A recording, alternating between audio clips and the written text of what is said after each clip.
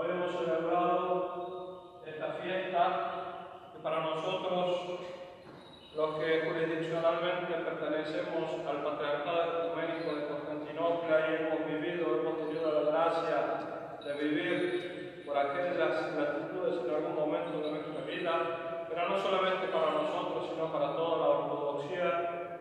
Celebramos hoy, en este día tan especial, viernes de la Semana de las Renovaciones, la fuente que da la vida. Celebramos la construcción y celebramos la consagración del templo a la Santísima Madre de Dios Theotokos en Balutli, en Constantinopla, a las afueras de la ciudad, por parte del emperador Justiniano, en un lugar donde se cree, por supuesto, y es de nuestra fe, que las aguas son bendecidas, y por supuesto a lo largo de la historia se han consumado miles de milagros con el agua que brota en esa zona, en la zona de Balutli. Hay muchas leyendas, hay muchas historias sobre cómo nace el santuario.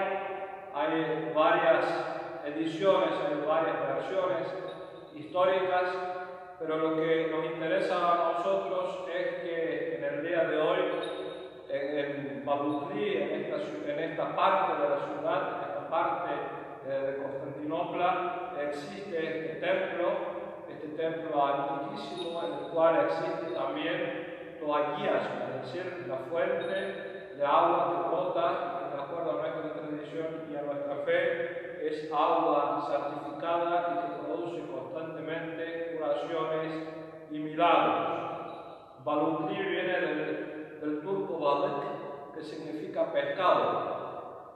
Y cuenta la tradición, una de las tradiciones y una de las versiones, que en esa zona, por supuesto, estaba y ya existía en la época de la caída de Constantinopla un monasterio, un asentamiento monástico, y uno de los monjes estaba friendo pescados, mientras que otro vino a anunciarle que había caído la ciudad, de que la ciudad había caído a manos de los turcos.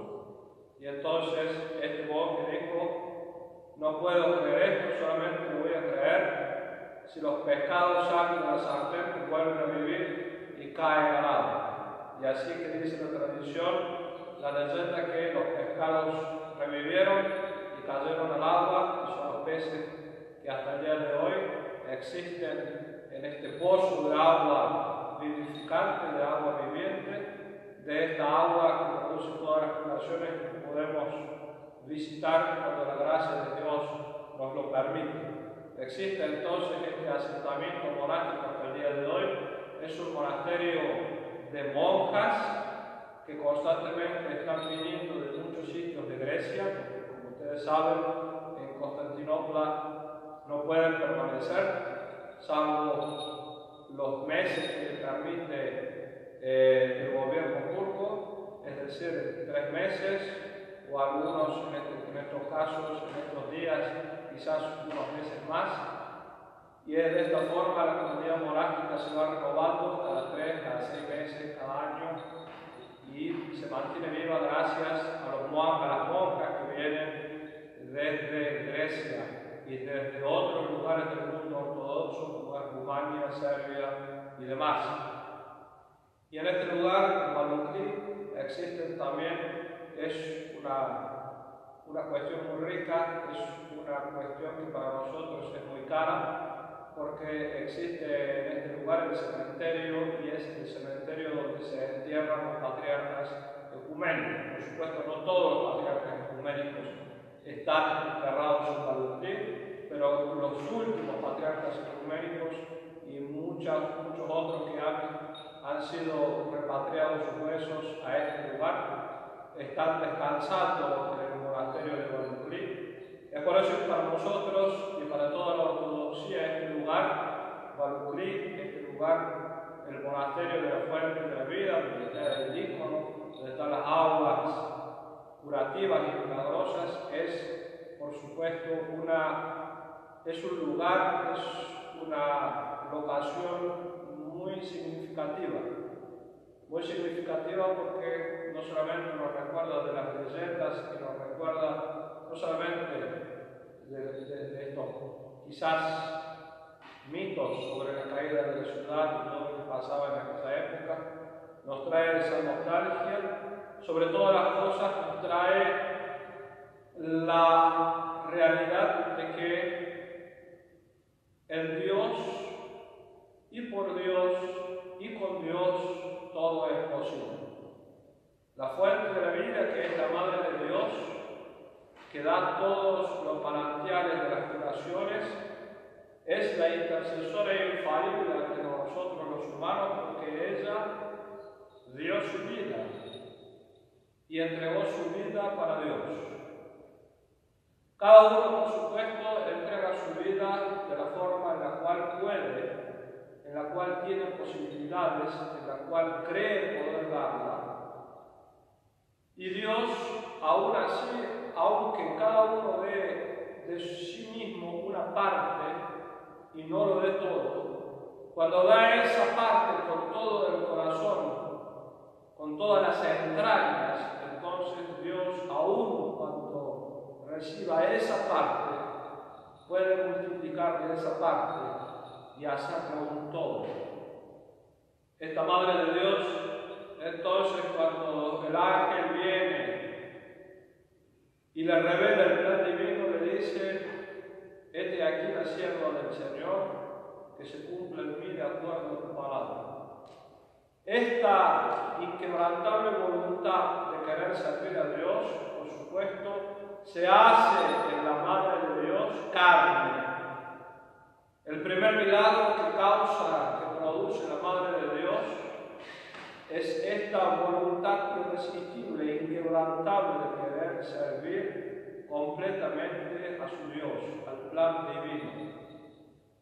Y de esta manera, toda su vida, y más allá de su vida, por supuesto, porque cuando uno se entrega en cuerpo y alma a la voluntad y al diseño de Dios eterno, entonces uno trasciende la existencia propia y ya se interna en un terreno en el cual no existen límites, que no existen impedimentos. Esto no significa que no existan sufrimientos. De hecho, la Madre de Dios sufrió mucho.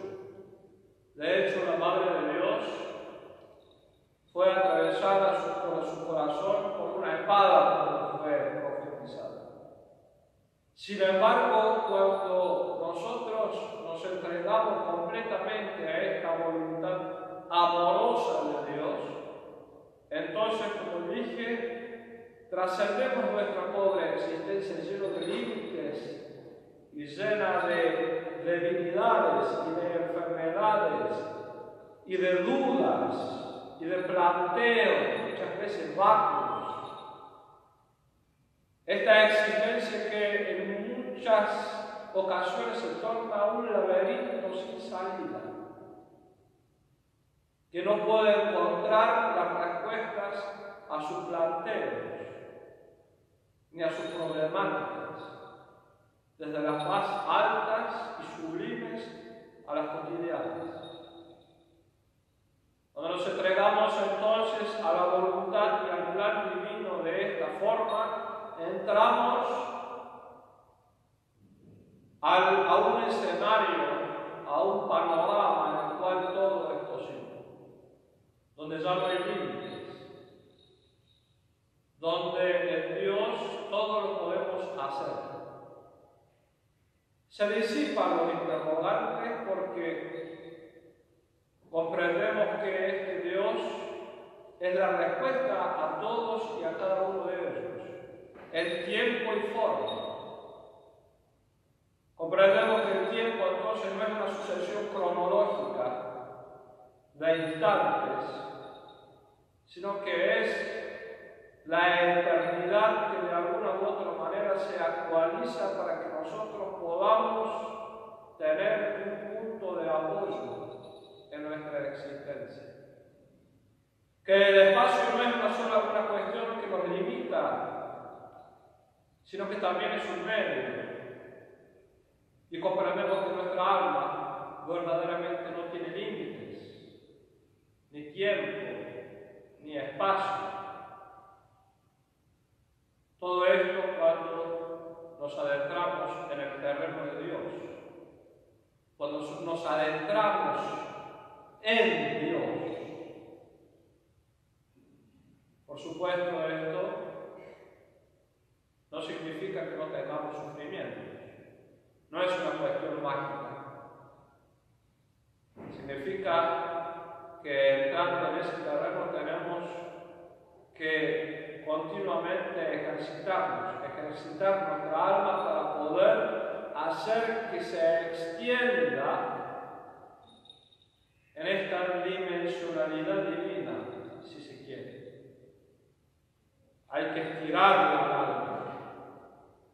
Esto no se hace de un día para otro.